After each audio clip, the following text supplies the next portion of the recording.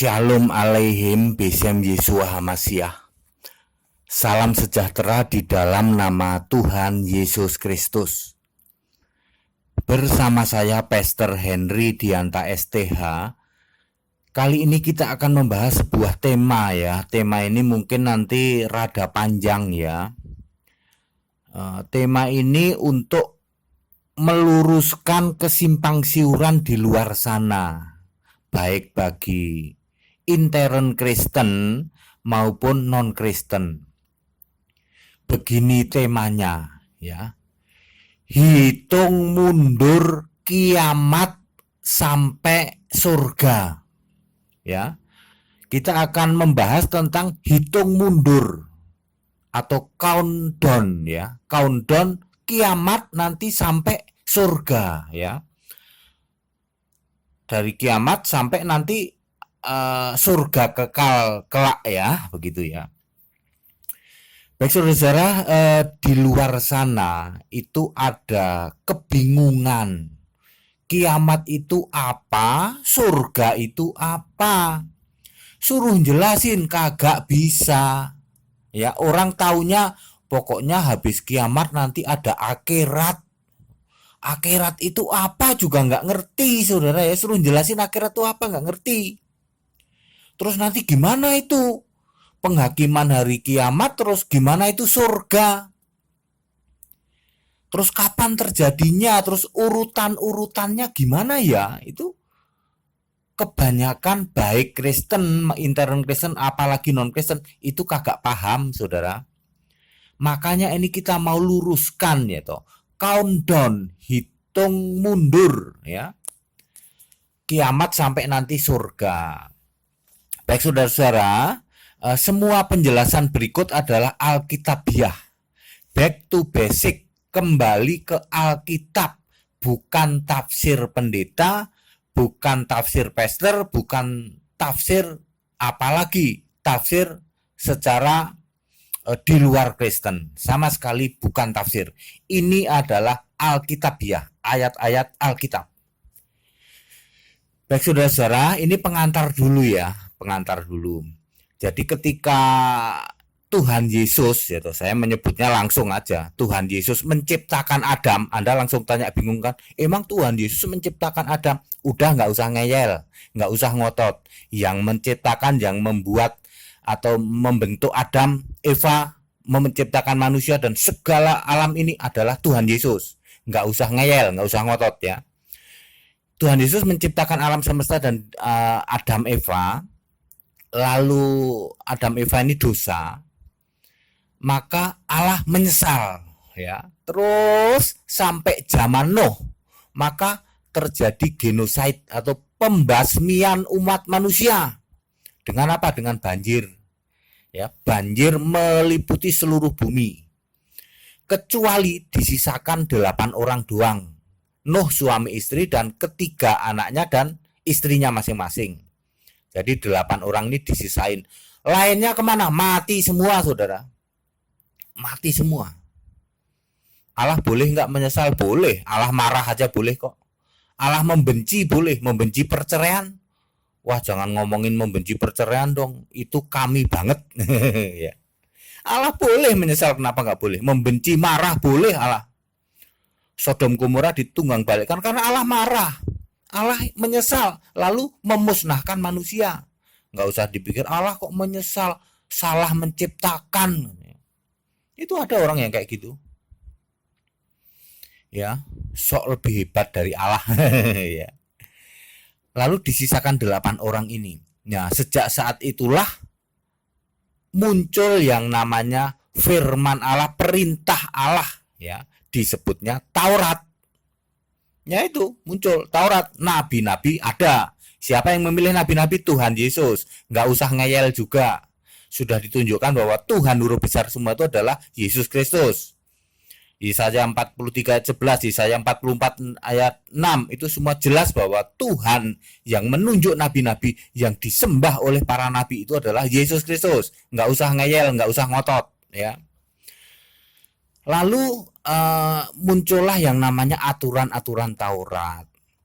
Nah, dengan tiba waktunya menurut ukuran Allah, gitu.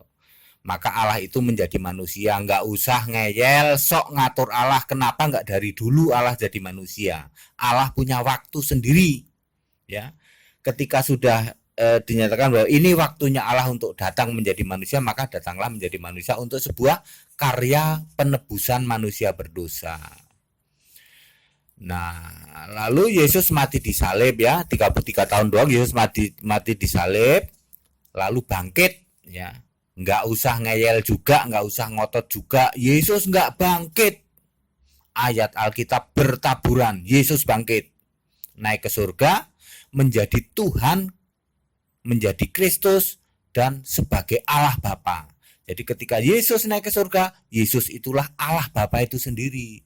Makanya Yesus ngomong, aku dan Bapa adalah satu. Sekarang sudah terbukti kapan? Tahun 33 Masehi, Yesus sudah naik ke surga. Itu pengantar ya. Pembahasan akan kita mulai dari ketika Yesus sudah naik ke surga tahun 33 Masehi. Saya ulang, pembahasan tentang countdown, hitung mundur kiamat sampai surga nanti, kita mulai dari Yesus naik ke surga. Kami nggak percaya Pak Yesus naik ke surga. Udah nggak usah ngeyel. Ayat Alkitab bertaburan. Yesus naik ke surga. Ya, dengarkan saja. Ya, dengerin aja dulu ya. Kita akan memulai hitung mundur atau countdown menuju kiamat dan surga nanti. Ada 9 tahapan. Oke, kita akan mulai dari countdown ya, hitung mundur. Nomor 1, Yesus menyediakan tempat di surga sana ya. Yohanes 14 ayat 2. Di rumah Bapakku banyak tempat tinggal. Jika tidak demikian, tentu aku mengatakannya kepadamu. Sebab aku pergi ke situ untuk menyediakan tempat bagimu. Jadi Yesus naik ke surga, nyediain tempat buat kita. Ya. Surganya segede apa nanti akan dijelaskan ya. Di khotbah saya sebelumnya sudah ada, kurang lebih 3 kali luas Indonesia, tingginya 650.000 rumah bertingkat, muat untuk 10 miliar rumah, muat untuk 40 miliar orang. Itu sudah dikurangi jalan-jalan dan fasilitas umum. Oke, jadi poin pertama adalah countdown ini, hitung mundur adalah Yesus menyediakan tempat bagi kita di surga. Udah selesai belum? Ternyata belum selesai sampai sekarang ya. Jadi tahun 33 Masehi Yesus naik ke surga, sampai sekarang belum selesai menyediakan tempat buat kita. Yang tahu persis Yesus berapa jumlah yang akan disediakan tempatnya. Oke? Itu poin pertama. Sekarang kedua, hitung mundur kedua ya, yaitu rapture atau pengangkatan orang percaya ketemu Yesus di awan. Ya. Yohanes 14 ayat 3. Dan apabila aku telah pergi ke situ dan telah menyediakan tempat bagimu, aku akan datang kembali dan membawa kamu ke tempatku, supaya di tempat di mana aku berada, kamu pun berada. 1 Tesalonika 4 ayat 16. Tuhan sendiri akan turun dari surga dan mereka yang mati dalam Kristus akan lebih dahulu bangkit. Ayat 17. Sesudah itu kita yang hidup yang masih tinggal akan diangkat bersama-sama dengan mereka dalam awan menyongsong Tuhan di angkasa. Jadi peristiwa kedua adalah Yesus datang di angkasa, bukan menginjakkan kaki di bumi ya. Lalu semua orang yang mati di dalam Yesus bangkit. Kita yang masih hidup diubah dalam tubuh kemuliaan, diangkat ke angkasa ketemu Yesus. Nah sekarang Anda tanya, siapa itu orang yang mati yang percaya Yesus? Bagaimana dengan orang-orang zaman nabi-nabi dulu? Sama saja. Kan tadi di awal saya ngomong, semua nabi-nabi itu dipilih oleh Yesus dan percaya pada Yesus. Percaya pada Tuhan Allah itulah Yesus. Kan tadi saya ngomong nggak usah ngeyel, ya toh. Allah zaman nabi-nabi bukan Yesus, nggak usah ngeyel. Sudah terbukti Allah zaman disembah nabi-nabi itulah Yesus. Makanya mereka juga selamat. Siapa percaya Yesus selamat masuk surga toh?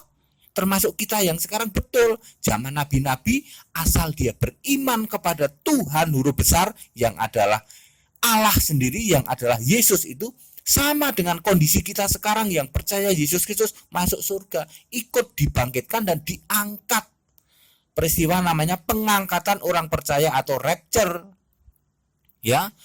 Jadi orang-orang yang hidup zaman nabi-nabi dibangkitkan, orang-orang yang mati setelah Yesus naik ke surga juga dibangkitkan, lalu diangkat ke awan-awan bersama kita yang masih hidup. Orang yang percaya masih hidup diangkat ke surga, dirubah dulu dalam tubuh kemuliaan, bukan tubuh kayak gini diangkat, dirubah dalam sekejap menjadi tubuh kemuliaan. Kalau Anda nggak jelas tubuh kemuliaan itu apa? Itu tubuh saat Yesus bangkit. Bisa ngilang, bisa nembus dinding, masih makan juga. Yang Anda suka olok-olok tuh, Yesus bangkit makan sepotong ikan goreng, nggak cuma sepotong ikan goreng.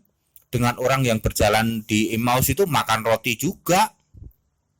Ya, bisa bolak-balik surga. Karena Yesus memakai tubuh kemuliaan yang tidak dibatasi oleh ruang dan waktu. Kita nanti dibangkitkan dalam keadaan seperti itu. Meskipun tubuh kita sudah hancur jadi tanah, ya, tetap nanti dibangkitkan dalam tubuh kemuliaan. Termasuk kita yang masih hidup, Yesus sudah datang di awan, kita masih hidup dan kita percaya Yesus, ting, langsung diubah dalam sekejap. Sudah panjang ya. Iya, saudara ya. Oke. Terus Anda tanya, lah kalau semua diangkat ke awan, sisanya yang di bumi siapa? Sisanya yang di bumi itu orang mati zaman dulu yang nggak percaya Yesus. Zaman nabi-nabi, zaman Musa, zaman Yeremia, zaman kan ada yang nggak percaya Yesus, nggak percaya pada Tuhan, Tuhan Allah maksudnya. Ada, itu nggak dibangkitkan. Orang-orang zaman Yesus yang menolak Yesus tidak dibangkitkan. Termasuk orang-orang yang hidup yang tidak percaya Yesus tidak ikut diangkat. Jadi yang di bumi sisanya apa? Sisanya orang mati di kuburan nggak percaya Yesus. Dari zaman bahala, zaman nabi-nabi sampai zaman sekarang yang mati tapi tidak percaya Yesus tidak dibangkitkan. Lalu orang-orang yang hidup yang tidak percaya Yesus juga tidak diangkat. Itu sisa orang di bumi. Wah, seru nih, seru. Lebih seru lagi tahapan ketiga. Ya, jadi setelah Yesus itu selesai tempatnya di surga sana, langsung rapture kita ya. Itu yang kedua ya, rapture. Kita diangkat. Tentu tanda-tanda sebelum kita diangkat banyak, itu ada peperangan sana sini, ada kelaparan sana sini, yaitu tanda-tanda ya. Sekarang peristiwa ketiga, perang Armageddon. Belum terjadi nih. Pertama aja belum terjadi, atau rapture belum terjadi, yang kedua belum terjadi. Sekarang Armageddon. Ya. Wahyu 16 ayat 14. Itulah roh-roh setan yang mengadakan perbuatan ajaib, dan mereka, roh-roh setan itu, pergi mendapatkan raja-raja di seluruh dunia untuk mengumpulkan mereka guna peperangan pada hari besar, yaitu hari Allah yang Maha Kuasa. Ayat 16. Lalu ia itu roh-roh setan itu mengumpulkan di tempat yang dalam bahasa Ibrani disebut Harmagedon. Zakaria 14 ayat 3. Kemudian Tuhan itu Tuhan Yesus akan berperang melawan bangsa-bangsa itu yang dikumpulkan oleh setan-setan tadi, seperti ia berperang pada hari pertempuran. Nah, siapa lawannya? Yesus dengan pasukan malaikat melawan siapa? Ya melawan tadi orang-orang yang sisa dari rapture. Dari rapture ini kan orang-orang hidup yang nggak percaya Yesus toh. Nah itu dia. Itu yang diperang, ditumpas habis. Ya, ini saya mengibaratkan genosid zaman Nuh. Zaman Nuh, Tuhan menyesal semua ditumpas habis pakai banjir, disisain 8 orang doang. ini perang Armageddon ini, semua orang-orang penghujat-hujat Yesus, semua orang-orang tidak percaya Yesus ditumpas habis. Terus nyisain siapa? Yang disisain cuman anak-anak dan bayi. Sebab anak-anak dan bayi belum bisa dipertanggungjawabkan keimanannya. Ya, belum bisa. Jadi anak-anak dan bayi disisakan hidup, ditumpas habis. Yang dewasa tidak percaya Yesus, dalam perang Armageddon ini Tuhan Yesus beserta pasukan malaikatnya menumpas habis. Wah, seru nih ya, seru. Sisanya apa? Sisanya anak-anak remaja dan bayi-bayi yang belum dewasa. Oke. Terus tahap keempat, ya, atau countdown hitung mundur menuju kiamat, tahap keempat. Nah, ini baru Yesus benar-benar datang menginjakkan kakinya di bumi. Ingat ya, di bumi ada siapa? Tinggal ada anak-anak sama bayi. Kan yang dewasa udah ditumpas habis. Ya, dalam perang Armageddon tadi. Sisanya tinggal anak-anak dan bayi. Zakaria 14 ayat 4.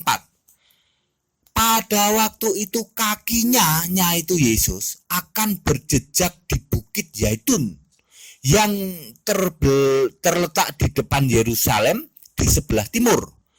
Bukit Zaitun akan terbelah dua dari timur ke barat sehingga terjadi suatu lembah yang sangat besar. Setengah dari bukit itu akan bergeser ke utara, setengah lagi ke selatan. Ayat 5 di bagian akhir. Lalu Tuhan Allahku akan datang dengan semua orang kudusnya. Ya. Ayat 7 bagian akhir juga, akan ada hari yang tidak ada pergantian siang dan malam pun menjadi siang. Inilah Yesus datang kedua kalinya.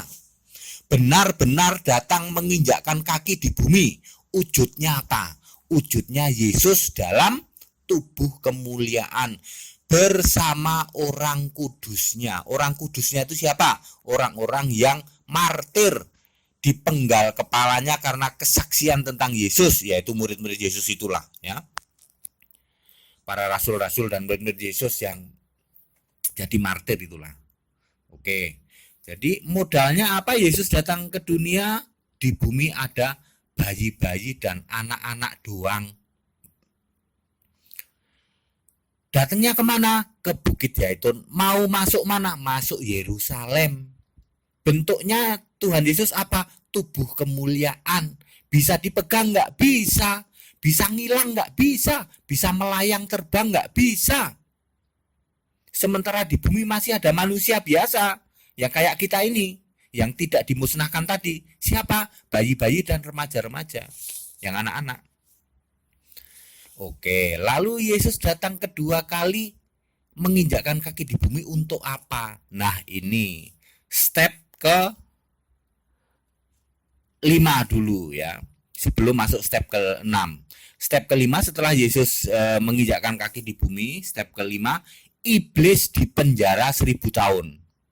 Wahyu 20 ayat 2. Ia itu malaikat menangkap naga si ular tua itu, yaitu iblis dan setan, dan ia malaikat itu mengikatnya 1000 tahun lamanya. Ayat 3, lalu melemparkannya ke dalam jurang maut dan menutup jurang maut itu dengan memeteraikannya di atasnya, supaya ia jangan menyesatkan bangsa-bangsa sebelum berakhir masa 1000 tahun itu. Kemudian ia akan dilepaskan untuk sedikit waktu lamanya.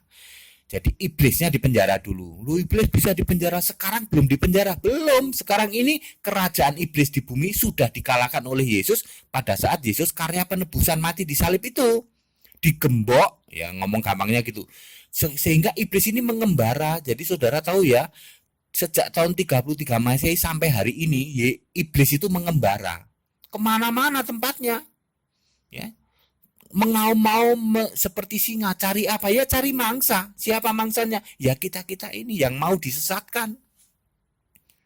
Yang mau disesatkan oleh iblis. Wah, itu mangsa empuk bagi iblis. Contohnya disesatkan itu apa sih? Yesus bangkit dibilang gak bangkit. Itu penyesatan, saudara. Yesus mati dibilang gak mati. bangkit dibilang nggak bangkit, naik ke surga dibilang nggak naik ke surga. Itu penyesatan, itu mangsanya iblis tuh yang kayak gitu. Ya, iblis dipenjara selama 1000 tahun. Lalu step nomor 6, kerajaan 1000 tahun. Makanya tadi Yesus datang ke bumi, menginjakkan kaki di bumi. Ya, Karya 14 ayat 9. Maka Tuhan Yesus, Tuhan itu Tuhan Yesus ya toh, akan menjadi raja atas seluruh bumi. Pada waktu itu Tuhan Yesus adalah satu-satunya dan namanya satu-satunya. Tuh, sekarang orang tahu Tuhan itu cuma satu-satunya, ya Yesus. Sekarang kan Anda masih ngeyel loh. Kami juga punya Tuhan. Yang lain juga punya Tuhan. Nanti akan terbukti, sebelum kiamat akan terbukti. Ternyata Tuhan itu cuma satu, Yesus. Jelas ini satu-satunya. Wahyu 20 ayat 4. Lalu aku melihat tahta-tahta dan orang-orang yang duduk di atasnya.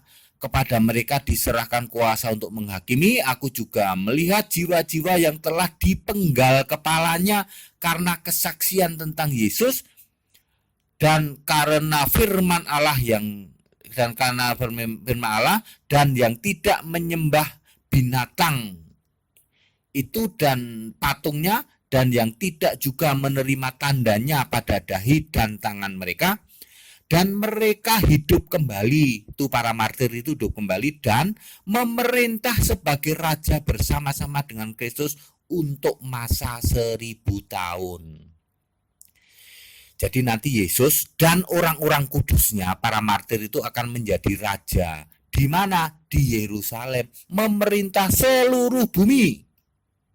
Ya, Yesus wujudnya apa? Wujudnya tubuh kemuliaan. Lah itu para pembantu-pembantunya martir-martir yang ikut memerintah itu wujudnya apa? Wujudnya tubuh kemuliaan. Bisa dipegang nggak bisa, bisa ngomong nggak bisa, tapi bisa ngilang. Bisa bolak-balik surga, bisa nembus dinding. Sementara rakyatnya di bumi, ya kita-kita ini ya masih biasa, manusia biasa. Modalnya apa? Modalnya tadi itu, yang remaja dan bayi-bayi. Berapa lama? 1000 tahun. 1000 tahun itu identik dengan 15 generasi. Ya kan? Kalau orang rata-rata 65 tahun, ya 15 generasi. Udah ada yang mati, ada yang dewasa, ada yang bayi lagi. Namanya juga 15 generasi. Di antara yang mati ini ada yang percaya Yesus, tapi ada yang tidak juga. Walaupun, nah ini saudara catat ya. Walaupun iblis sudah dipenjara selama 1000 tahun, Yesus memerintah di bumi 1000 tahun, tetapi masih saja orang itu punya pilihan mau terima Yesus atau enggak. Bukan hanya kayak sekarang saudara yang iblisnya jelas-jelas mengembara kemana-mana. Zaman dulu saja, zaman yang akan datang saja. Ketika iblisnya di penjara, manusia itu hebat loh, masih bisa loh nolak Yesus. Di dalam kerajaan 1000 tahun yang jelas-jelas Yesus itu sebagai raja, itu pun manusia masih punya dua kemungkinan. Kan 15 generasi tadi ya. Ada yang tidak mau percaya Yesus, ada yang percaya Yesus, mati juga nggak mati. Nanti ada di kebangkitan kedua itu nanti ya, pada penghakiman ya, penghakiman tata putih nanti. Ya, oke. Jadi selama 1000 tahun kurang lebih 15 generasi. Tentu sekarang jadi banyak, nggak tahu berapa miliar itu orangnya. Beranak pinak ya toh. Dari sisa yang remaja dan anak-anak itu. Ya, kalau secara estimasi ya penduduk dunia anggaplah sekarang 7 miliar. Yang masih bayi dan anak-anaknya itu mungkin 20% ya. Jadi ada modalnya 1,4 miliar. Itu pada waktu Yesus mendirikan kerajaan 1000 tahun, modalnya manusianya 1,4 miliar. Terus 15 generasi beranak pinak. Coba ya. Satu generasi punya anak berapa, nanti Anda bisa hitungnya. Ternyata banyak juga nanti ya. Baik, itu step nomor 6. Sekarang step nomor 7. Iblis dilepaskan. Nah, tadi kan iblis di penjara itu. Dengan modal 15 generasi itu, ada yang mati sebagai domba. Saya menyebutnya supaya gampang ya. Mati sebagai domba itu artinya percaya Yesus. Ada yang mati sebagai kambing. Kambing itu tidak percaya Yesus ya. Lalu ada yang hidup tapi masih dewasa, dan ada hidup yang bayi, anak-anak. Karena mereka 15 generasi. Wahyu 20 ayat 7. Dan setelah masa 1000 tahun itu berakhir, iblis akan dilepaskan dari penjaranya. Ayat 8. Dan ia akan menyesatkan bangsa-bangsa pada keempat penjuru bumi, yaitu Gog dan Magog, dan mengumpulkan mereka untuk berperang dengan jumlah mereka sama dengan banyaknya pasir di laut. Jadi saya ingin mengatakan bahwa ternyata selama 15 generasi lebih banyak yang menolak Yesus, tak kasih tahu. Sebab iblis ini menyesatkan ke seluruh bangsa-bangsa Gog dan Magog, keempat penjuru bumi, dan jumlahnya seperti pasir di laut. Artinya banyak banget yang disesatkan oleh iblis, padahal waktunya cuma sedikit. Nggak lama kayak sekarang. Jadi zaman pemerintahan Yesus pun ketika iblis dilepas, ternyata banyak yang disesatkan. Jumlahnya seperti pasir di laut nih. Ya. Jadi saya ulang, walaupun yang memerintah itu Yesus, manusia ini luar biasa masih bisa milih mau percaya Yesus apa enggak. Jadi enggak heran kalau sekarang ada manusia menghujat-hujat Yesus, enggak heran. Lawang besok saja pada waktu Yesus memerintah pun manusia itu masih bisa kok menolak Yesus. Seru ya, seru. Baru sampai nomor 7. Sekarang nomor 8.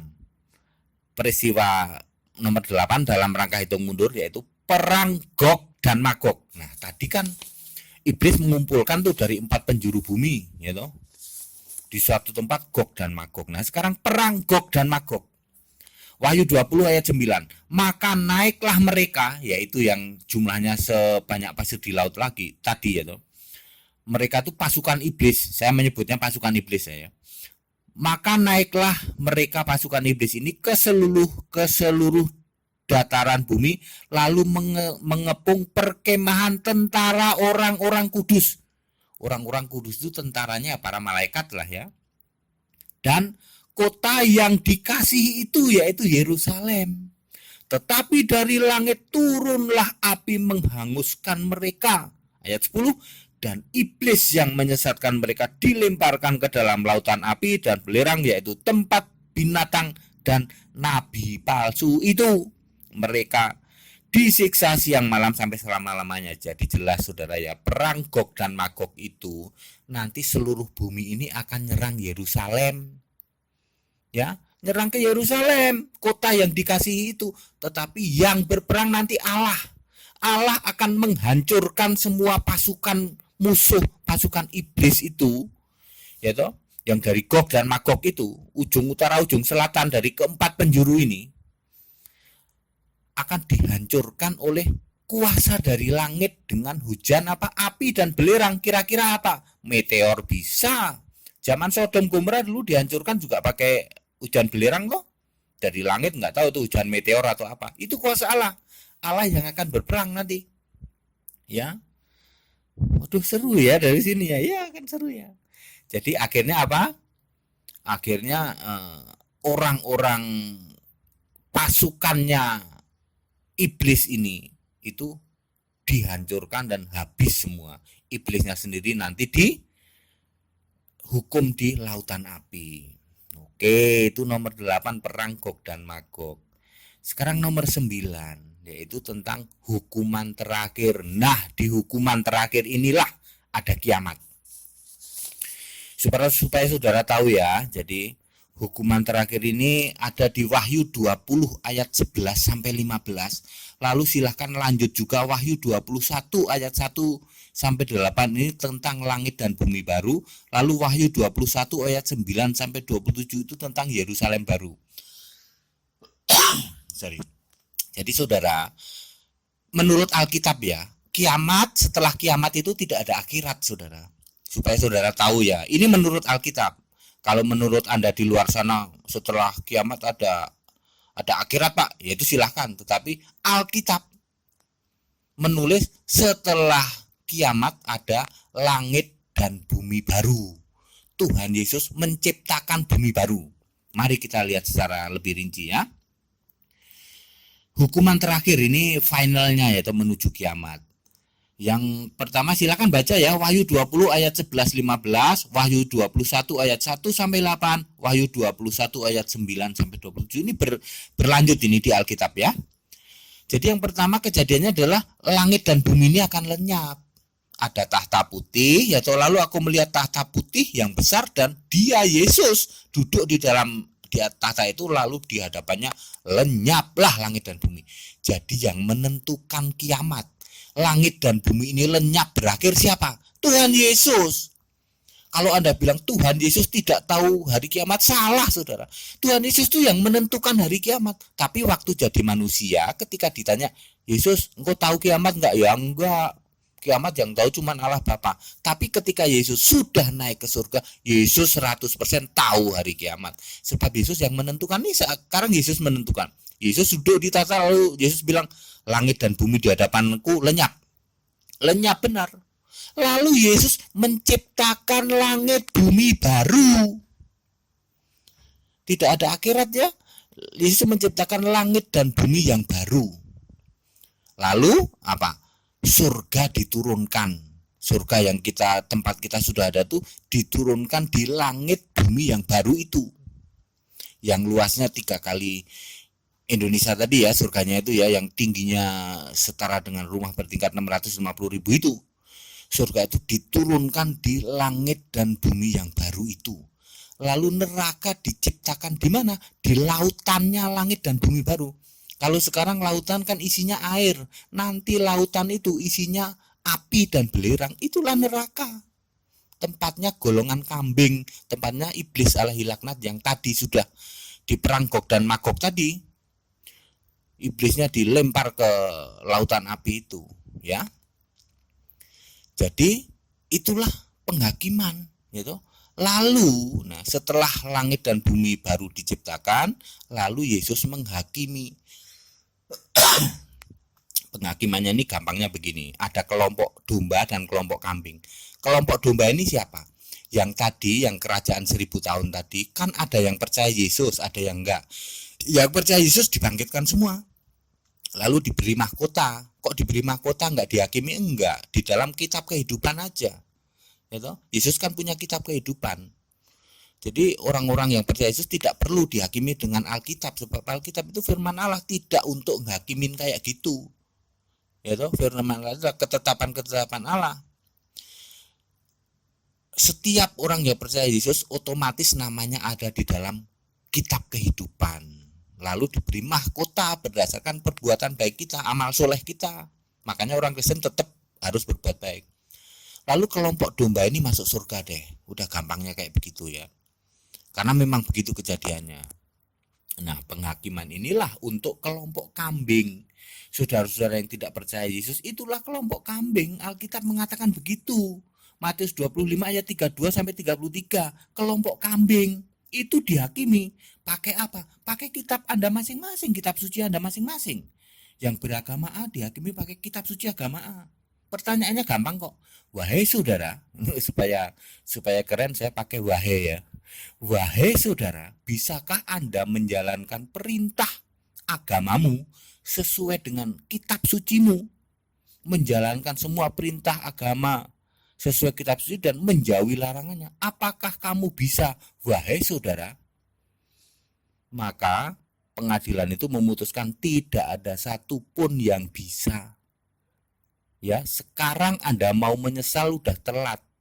Kalau urusan penghakiman, tidak ada satupun yang bisa selamat mengandalkan perbuatan baik, menjalankan perintah agama, menjauhi larangannya, amal soleh, sedekah berjibun, tidak bisa. Kalau urusan masuk surga, Anda nggak akan bisa, Anda akan gagal. Kalau peraturan agama ada 300, Anda melanggar satu, dianggap melanggar semua. Hayo, apakah Anda yakin Anda tidak melanggar satupun perintah agama? Mendingan percaya Yesus, nanti masuk kelompok domba. Nggak dihitung lagi itu pelanggaran-pelanggaran selain kalau kita murtad.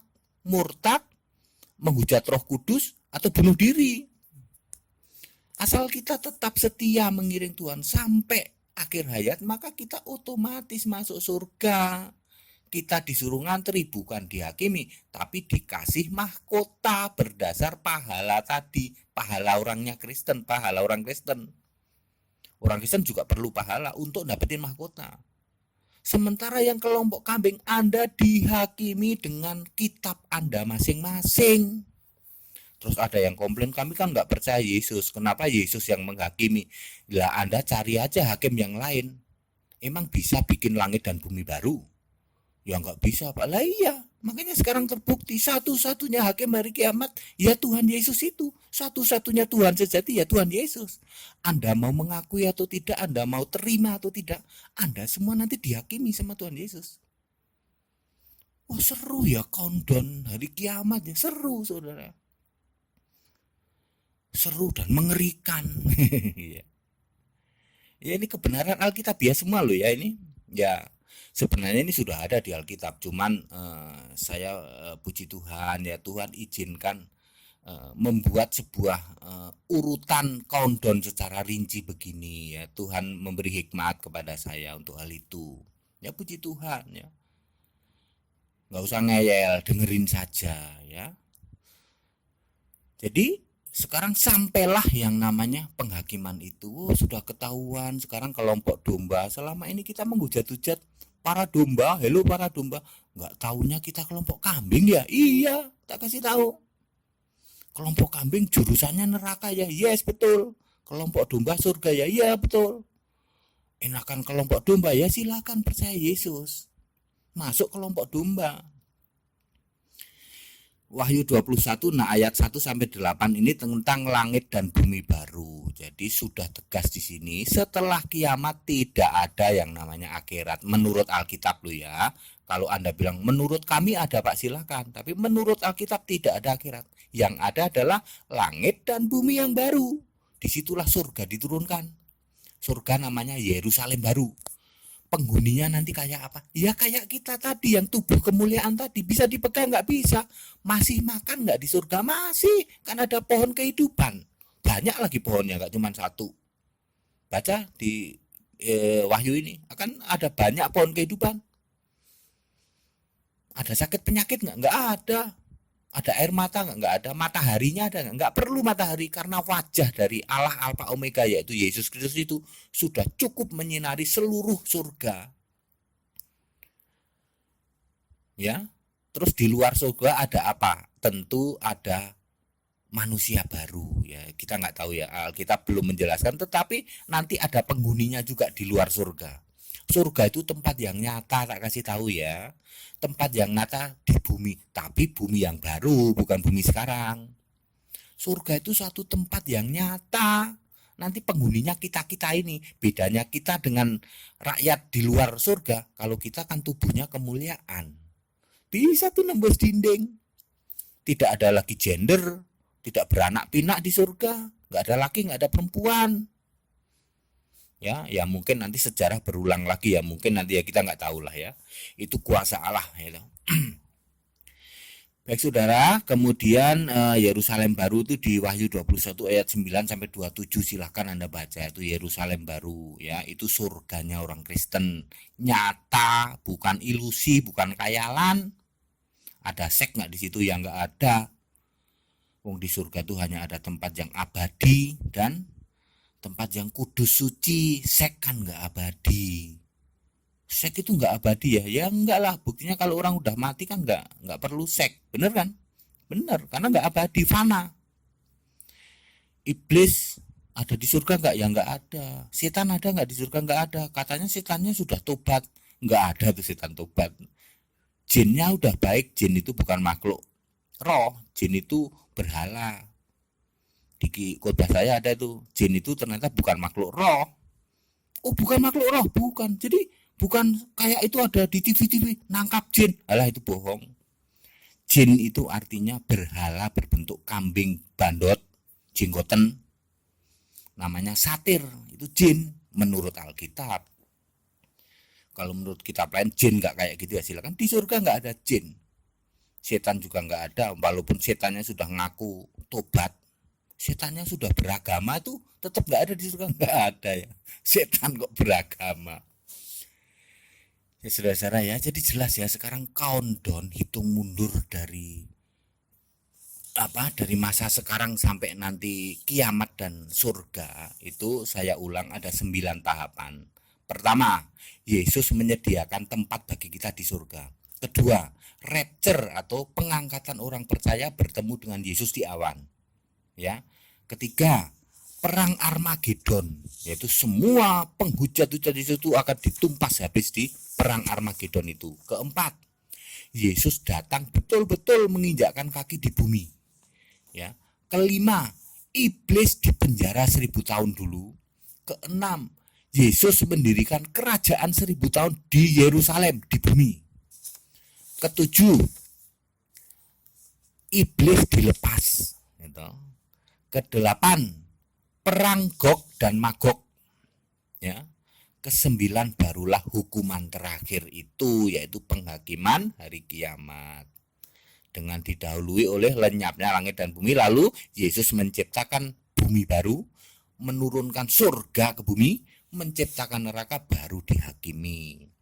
Ngomong gampangnya, yang domba selamat masuk surga sebelah kanan, yang kambing dihakimi semuanya gagal masuk neraka. Demikian ya, jelas ya, countdown hitung mundur hari kiamat. Jangan lagi mau disesatkan dengan info-info yang menyesatkan ya toh. Ada kereta tabrakan aja dibilang ini sudah deket kiamat katanya.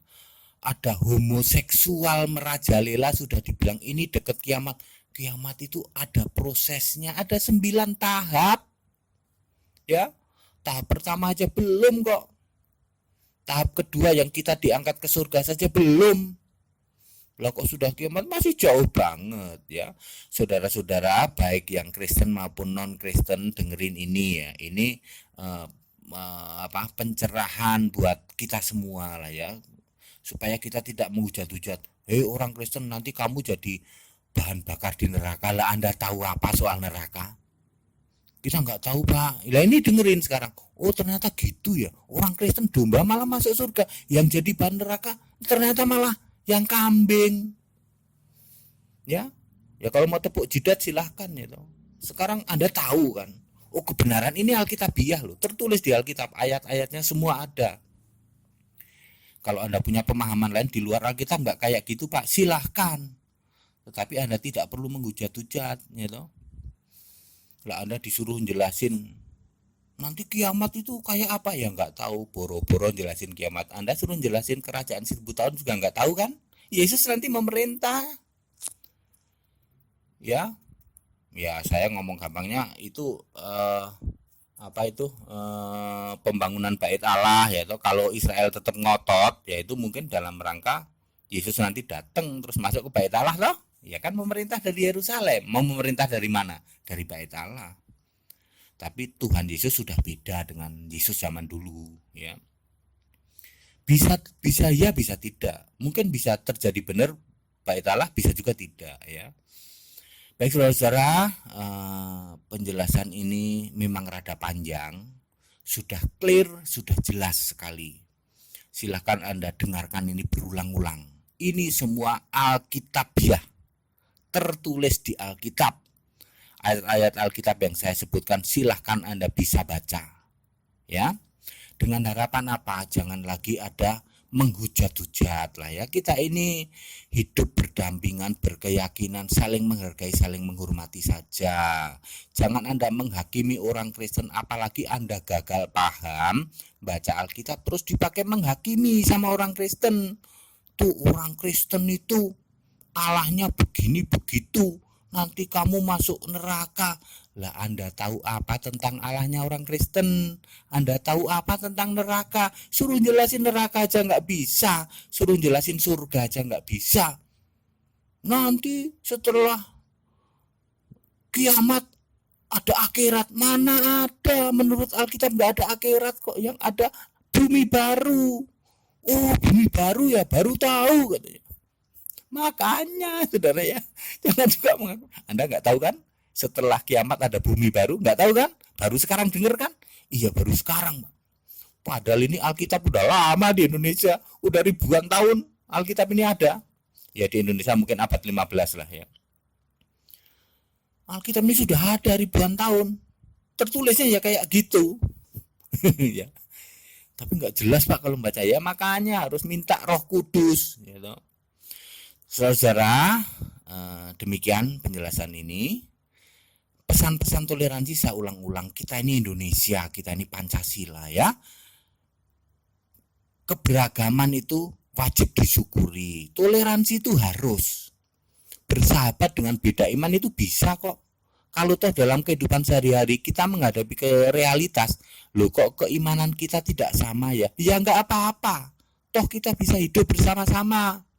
Ayo saling menghargai, saling menghormati, jangan hujat, jangan caci maki. Sebab menghujat dan mencaci maki itu dosa, ya. Kiranya bermanfaat. Shalom alaihim besem Yesus Hamasiah. Assalamualaikum warahmatullahi wabarakatuh. Amin.